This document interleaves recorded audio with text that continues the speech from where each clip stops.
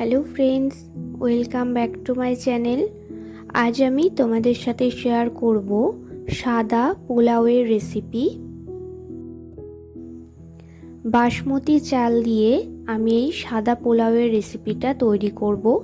তার জন্য এখানে সবার প্রথমে একটি পাত্রে নিয়ে নিয়েছি 250 গ্রামের মতো বাসমতি চাল।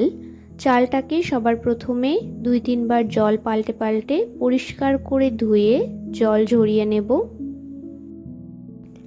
এবার এর মধ্যে দিয়ে দেব কিছু উপকরণ।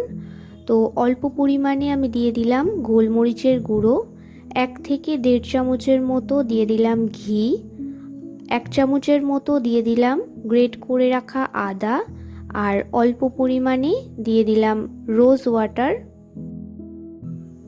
এই সব উপকরণগুলো দিয়ে চালের সাথে খুব ভালোভাবে মাখিয়ে নেব। এবার যতটা পরিমাণে চাল নিয়েছি তার দ্বিগুণ পরিমাণে এখানে জল গরম করে নিলাম। এই জল গরমটাই আমরা পোলাওয়ে ব্যবহার করব। তো গ্যাসে একটি পাত্র গরম করে এর মধ্যে 3 চামচের মতো ঘি দিয়ে দিলাম। ঘিটা কিছুটা গরম হয়ে গেলে এর মধ্যে আমি কিছু কিশমিশ ভেজে নেব। আমি এখানে শুধুমাত্র কিশমিশটা ব্যবহার করছি, তোমরা কিশমিশ, কাজু বাদাম তোমাদের পছন্দ মতো ব্যবহার করতে পারো। কিশমিশটা ভেজে তুলে নিয়ে ওর মধ্যে আরও কিছুটা ঘি দিয়ে গোটা গরম মশলা ফোড়ন দিয়ে দিয়েছিলাম। তো তারপরে এর মধ্যে দিয়ে দিলাম সেই মশলা মাখিয়ে রাখা বাসমতি চালটা। ম্যারিনেট করা চালটা দিয়ে খুব ভালোভাবে একটু নাড়াচাড়া করে ঘিয়ে ভেজে নেব। তো চালটা এখানে ভালোভাবে ভেজে নিয়েছি। এবার এর মধ্যে আগে থেকে করে রাখা গরম জলটা দিয়ে দেব।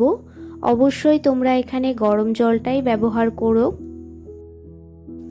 আর এখানে আমি 1/2 কাপের মতো দিয়ে দিচ্ছি দুধ। এবার এর মধ্যে আমি দিয়ে দেব স্বাদ মতো নুন, আর দিয়ে দেব পরিমাপ মতো চিনি। মিষ্টিটা এখানে তোমরা তোমাদের পছন্দ মতো ব্যবহার করো। আর দিয়ে দেব ভেজে তুলে রাখা কিশমিশ। এই সব উপকরণগুলো দিয়ে ভালোভাবে চালের সাথে মিশিয়ে ঢেকে দেব আর চালটাকে ফুটতে দেব। আমি এখানে যে কাপটা মেপে চালটা নিয়েছিলাম সেই কাপেরই 1.5 কাপ মতো গরম জল আর 1/2 কাপ মতো দুধ ব্যবহার করেছি। তোমরা চাইলে এখানে পুরোটাই গরম জল ব্যবহার করতে পারো, অথবা 1 কাপ দুধ 1 কাপ গরম জল এইভাবেও ব্যবহার করতে পারো। তো বেশ কিছুক্ষণ ফুটিয়ে নেওয়ার পরে এখানে পোলাওটা 80% মতো হয়ে এসছে।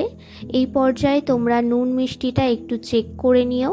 আর এখানে চালটা মোটামুটি 80 থেকে 90% মতো সেদ্ধ হয়ে এসছে। এবার গ্যাসের ফ্লেমটা একদম কমিয়ে দিয়ে জলটাকে পুরোপুরি শুকিয়ে নেব। সবশেষে নামানোর আগে দিয়ে দেব 1 থেকে 2 চামচের মতো ঘি। তো পোলাওটা এখানে একদম তৈরি হয়ে গেছে। এটা দেখো কতটা ঝরঝরে হয়েছে। পোলাওটা আস্তে আস্তে যত ঠান্ডা হবে আরও ঝরঝরে হয়ে যাবে। তো এখানে আমার সাদা পোলাওয়ের রেসিপিটা একদম তৈরি হয়ে গেছে।